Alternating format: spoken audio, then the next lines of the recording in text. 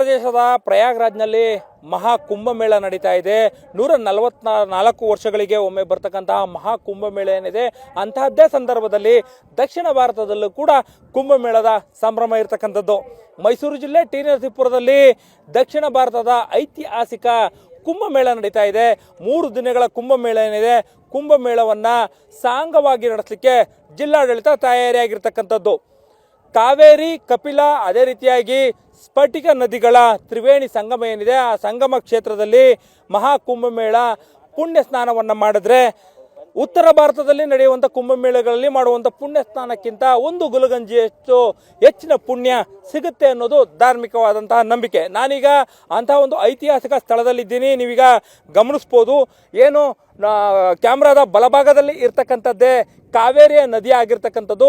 ಅದೇ ರೀತಿಯಾಗಿ ಎಡಭಾಗದಲ್ಲಿ ಪ್ಯಾನ್ ಮಾಡಿದ್ರೆ ಗಮನಿಸ್ಬೋದು, ಆ ಒಂದು ನದಿ ಏನಿದೆ ಅದು ಕಪಿಲಾ ನದಿ ಇರುವಂಥದ್ದು. ಇನ್ನು ನಾನು ನಿಂತಿರ್ತಕ್ಕಂಥ ಎಕ್ಸಾಕ್ಟ್ ಸ್ಥಳ ಏನಿದೆ, ಇಲ್ಲಿ ಸ್ಫಟಿಕ ನದಿಯ ಗುಪ್ತಗಾಮಿನಿಯ ಸ್ಥಳ ಅಂತ ಹೇಳ್ತಾರೆ. ಇದಕ್ಕೆ ಸ್ಥಳೀಯವಾಗಿಯೂ ಕೂಡ ನಡುಮನೆ ಬಸಪ್ಪ ಅಂತೇಳಿ, ಈಗ ಏನು ಬಸವನ ಒಂದು ವಿಗ್ರಹ ಏನಿದೆ, ಆ ಮಂಟಪ ಏನಿದೆ, ಆ ಒಂದು ಬಸವನ ಜಾಗ ಇರುವಂಥದ್ದೇ ನಡುಮನೆ ಬಸಪ್ಪ ಅಂತೇಳಿ ಸ್ಥಳೀಯವಾಗಿ ಫೇಮಸ್ ಆಗಿ ಇರ್ತಕ್ಕಂಥದ್ದು. ಈ ಒಂದು ಸ್ಥಳದಲ್ಲಿ ಪುಣ್ಯ ಸ್ನಾನವನ್ನು ಇಲ್ಲಿಗೆ ಬರ್ತಕ್ಕಂತಹ ಧಾರ್ಮಿಕ ಮುಖಂಡರುಗಳಿರ್ಬೋದು ಮತ್ತು ರಾಜಕೀಯ ಮುಖ್ಯಸ್ಥರುಗಳಿರ್ಬೋದು, ಅವರೆಲ್ಲರೂ ಕೂಡ ಪುಣ್ಯ ಸ್ನಾನವನ್ನು ಮಾಡೋದ್ರ ಮೂಲಕವಾಗಿ ಕುಂಭಮೇಳದಲ್ಲಿ ತಮ್ಮ ಈ ಒಂದು ಧಾರ್ಮಿಕ ಆಚರಣೆ ಏನಿದೆ ಆಚರಣೆಯನ್ನು ಕೂಡ ಮಾಡ್ತಾರೆ. 3 ದಿನಗಳು ನಡೆಯುವಂಥ ಈ ಒಂದು ಕುಂಭಮೇಳ ಏನಿದೆ, ಕುಂಭಮೇಳದ ಆರಂಭದ ದಿನ ಇರ್ತಕ್ಕಂಥದ್ದು.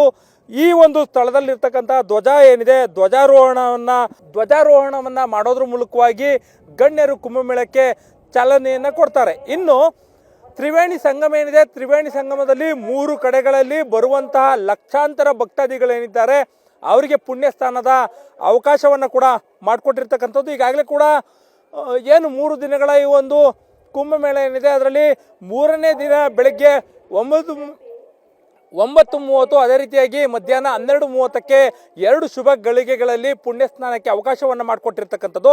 ಆದರೆ ಇವತ್ತು ಬೆಳಗ್ಗೆಯಿಂದನೂ ಕೂಡ ಜನ ಬರುವಂಥ ಭಕ್ತಾದಿಗಳು ನದಿಯಲ್ಲಿ ಮಿಂದೆದ್ದು ಪುಣ್ಯ ಸ್ನಾನವನ್ನು ಮಾಡ್ತಾ ಇರ್ತಕ್ಕಂಥ ದೃಶ್ಯಾವಳಿಗಳನ್ನು ಕೂಡ ನಾವಿಲ್ಲಿ ಗಮನಿಸ್ತಾ ಹೋಗ್ಬೋದು. ಎಲ್ಲಿ 3 ಅಡಿಗಳಿಗಿಂತ ಹೆಚ್ಚು ನೀರಿದೆ ಅಲ್ಲಿ ಜನರು ಯಾರೂ ಹೋಗಬಾರ್ದು, ಆ ರೀತಿಯಾದ ಒಂದು ಸಂಪೂರ್ಣವಾದ ಒಂದು ವ್ಯವಸ್ಥೆಯನ್ನು ಮಾಡಿದ್ದಾರೆ. ಇನ್ನು ಈ ಒಂದು ಐತಿಹಾಸಿಕ ಸ್ಥಳ ಏನಿದೆ, ಇದಕ್ಕೂ ಕೂಡ ಒಂದು ಪುರಾಣದ ಹಿನ್ನೆಲೆ ಇರತಕ್ಕಂಥದ್ದು. ಅಗಸ್ತ್ಯ ಮುನಿಗಳು ಇಲ್ಲಿಗೆ ಬಂದಂಥ, ಕಾಶಿಯಿಂದ ಇಲ್ಲಿಗೆ ದಕ್ಷಿಣ ಭಾಗಕ್ಕೆ ಪ್ರಯಾಣವನ್ನು ಮಾಡಿದಂಥದ್ದು ಸುಮಾರು 12 ವರ್ಷಗಳನ್ನು ದಾಟಿತ್ತು.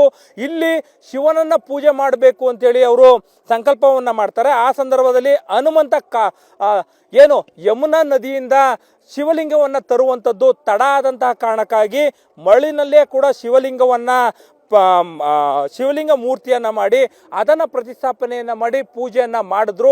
ಹಾಗಾಗಿಯೇ ಕೂಡ ಇಲ್ಲಿ ಅಗಸ್ತೇಶ್ವರ ದೇವಸ್ಥಾನ ಏನಿದೆ, ಅಲ್ಲಿರ್ತಕ್ಕಂಥ ಶಿವಲಿಂಗ ಏನಿದೆ, ಆ ಶಿವಲಿಂಗವು ಕೂಡ ಅದಕ್ಕೆ ಸಾಕ್ಷಿಯಾಗಿರ್ತಕ್ಕಂಥದ್ದು. ಯಾವಾಗ ಮರಳಿನ ಮೂರ್ತಿಯನ್ನು ಅವರು ಪ್ರತಿಷ್ಠಾಪನೆಯನ್ನು ಮಾಡಿದರು, ಹನುಮಂತ ಇಲ್ಲಿಗೆ ಬರುವಂಥ ಸಂದರ್ಭಕ್ಕೆ ಮುಹೂರ್ತ ಮೀರಿರುತ್ತೆ. ಆತ ತಂದಿದ್ದಂತಹ ಶಿವಲಿಂಗವನ್ನು ಇಡದ ಕಾರಣಕ್ಕೆ ಕೋಪಗೊಂಡಂಥ ಹನುಮಂತ ಅಗಸ್ತೇಶ್ವರ ಮುನಿಗಳು ಇಟ್ಟಿದ್ದಂತಹ ಒಂದು ಮರಳಿನ ಶಿವಲಿಂಗ ಮೂರ್ತಿ ಏನಿತ್ತು ಅದನ್ನು ತೆರವು ಮಾಡಲಿಕ್ಕೆ ಪ್ರಯತ್ನವನ್ನು ಮಾಡಿದ್ರು. ಆಗ ಅವರ ಕೈಯಲ್ಲಿದ್ದಂತಹ 20 ಬೆರಳುಗಳ ಆ ಮುದ್ರೆ ಏನಿದೆ, ಆ ಮುದ್ರೆ ಕೂಡ ಆ ಶಿವನ ಮೂರ್ತಿಯಲ್ಲಿ ಇರ್ತಕ್ಕಂಥದ್ದು.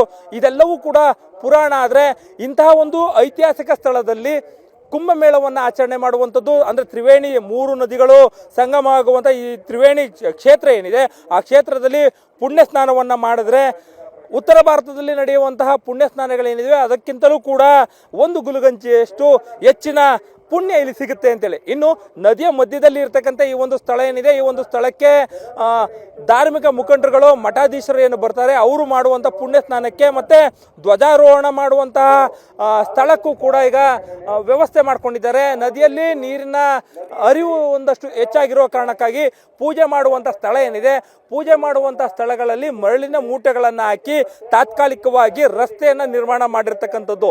ಈ ಒಂದು ನಡುಮನೆ ಬಸಪ್ಪ ಏನಿದೆ, ಆ ಬಸಪ್ಪ ಮಾರಪ್ಪ ದೇವರಿಗೆ ಪೂಜೆ ಕೈಂಕರ್ಯಗಳನ್ನು ಕೂಡ ಮಾಡಲಾಗತ್ತೆ. ಇದಕ್ಕೆ ಬೇಕಾಗಿರ್ತಕ್ಕಂಥ ಎಲ್ಲ ಸಿದ್ಧತೆಗಳನ್ನು ಕೂಡ ಮಾಡ್ಕೊಂಡಿರುವಂಥದ್ದು. ಇನ್ನು ದಕ್ಷಿಣ ಭಾರತದಲ್ಲಿ ಅದರಲ್ಲೂ ಕೂಡ ಟಿ ನರಸೀಪುರದಲ್ಲಿ ಶುರುವಾಗಿರ್ತಕ್ಕಂಥ ಈ ಒಂದು ಮಹಾಕುಂಭಮೇಳ ಏನಿದೆ 1989ರಲ್ಲಿ ಆದಿಚುಂಚನಗಿರಿ ಮಠದ ಬಾಲಗಂಗಾಧರನಾಥ ಸ್ವಾಮೀಜಿಗಳು, ಅದೇ ರೀತಿಯಾಗಿ ಸುತ್ತೂರಿನ ಶಿವರಾತ್ರಿ ದೇಶಿಕೇಂದ್ರ ಸ್ವಾಮೀಜಿಗಳೇನಿದ್ದಾರೆ ಇವರ ದಿವ್ಯ ಸಾನ್ನಿಧ್ಯದಲ್ಲಿ ಇಲ್ಲಿ ಕುಂಭಮೇಳ ಆರಂಭ ಆಗುತ್ತೆ. ಅಂದಿನಿಂದನೂ ಕೂಡ ಪ್ರತಿ 3 ವರ್ಷಕ್ಕೊಮ್ಮೆ ಕುಂಭಮೇಳ ಆಚರಣೆ ಆಗ್ತಾ ಇತ್ತು. ಕೋವಿಡ್ನ ಕಾರಣಕ್ಕಾಗಿ 2019ರಲ್ಲಿ ನಡಿಬೇಕಾಗಿದ್ದಂಥ ಕುಂಭಮೇಳ ನಡೆಸಲಾಗಿರಲಿಲ್ಲ. ಹಾಗಾಗಿ 6 ವರ್ಷಗಳ ನಂತರ ಮತ್ತೆ ಕುಂಭಮೇಳ ಬಂದಿರತಕ್ಕಂಥದ್ದು. ಈ ಒಂದು ಕುಂಭಮೇಳಕ್ಕೆ ಮೊದಲ ದಿನವೇ ಕೂಡ ಭಕ್ತಾದಿಗಳು ಹೆಚ್ಚಿನ ಸಂಖ್ಯೆಯಲ್ಲಿ ಬಂದಿದ್ದಾರೆ. ಇನ್ನು ಈ ಒಂದು ನಡುಮನೆ ಬಸಪ್ಪನ ಈ ಒಂದು ಮಂಟಪ ಏನಿದೆ, ಮಂಟಪ ಸ್ಥಳದಲ್ಲಿ ಧಾರ್ಮಿಕ ಕಾರ್ಯಗಳಿಗೆ ಚಾಲನೆ ಕೊಡುವಂಥ ನಿಟ್ಟಿನಲ್ಲಿ ಗಣ್ಯರು ಬಂದು ಚಾಲನೆಯನ್ನು ಕೂಡ ಕೊಡಲಿದ್ದಾರೆ. ಕ್ಯಾಮ್ರಾ ಪರ್ಸನ್ ನವೀನ್ ಜೊತೆ ಮಧು ಎಂ ಚಿನ್ಕುರುಳಿ, ಏಷ್ಯಾನೆಟ್ ಸುವರ್ಣ ನ್ಯೂಸ್, ಮೈಸೂರು.